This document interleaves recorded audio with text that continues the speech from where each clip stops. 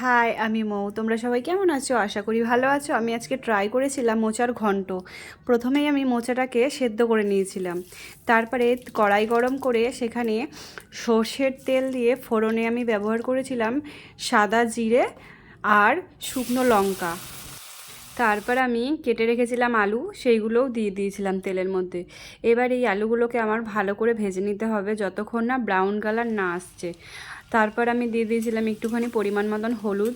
আমি এখানে নুন দিইনি, যেহেতু আমি গরম তেলে হালকা একটু নুন দিয়েছিলাম, সেহেতু আর আমি দিইনি। তারপর আমি দিয়ে দিয়েছিলাম মশলা। দেখতেই পাচ্ছ এখানে আমি মশলা দিয়েছিলাম। এই মশলাটা আমি ঘরে করে নিয়েছিলাম। এখানে দেওয়া আছে 1 চামচের মতন গোবিন্দভোগের চাল, 1 চামচের মতন গোটা জিরে আর কয়েকটা শুকনো লঙ্কা। এই 3টে জিনিস কিন্তু আমি শুকনো কড়াইয়ে ভালো করে নেড়ে চেড়ে তারপরে ওটাকে আমি মিক্সারে ব্লেন্ড করে দিয়েছিলাম। তারপর দেখতেই পাচ্ছ, তারপর দিয়ে দেব পরিমাণ মতো নুন আর একটুখানি হলুদ। তারপর কষিয়ে নিয়েছিলাম মশলা, এখানে যাতে না পুড়ে যায় তার জন্য আমি ব্যবহার করেছিলাম একটুখানি জল।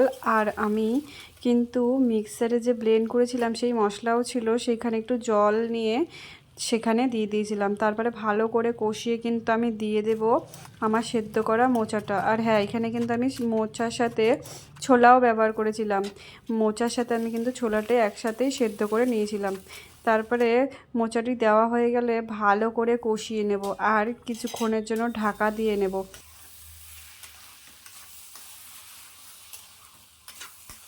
কষানো হয়ে আসলে ঠিক নামানোর কিছুক্ষণ আগে চিনি দিয়ে নেব। চিনি ভালো করে দিয়ে, সামান্য পরিমাণের মতনই চিনি দেবো। চিনি ভালো করে দিয়ে ভালো করে নাড়িয়ে চাড়িয়ে তারপরে আমি দিয়ে দেবো সামান্য পরিমাণ মতন ঘি। ঘি দিয়ে তারপরে আমি নাড়িয়ে চাড়িয়ে কিন্তু একটু ঢেকে রেখে আমি নামিয়ে দেব। আর গরম গরম ভাতের সাথে সার্ভ করে দেখুন, আশা করি ভালো লাগবে।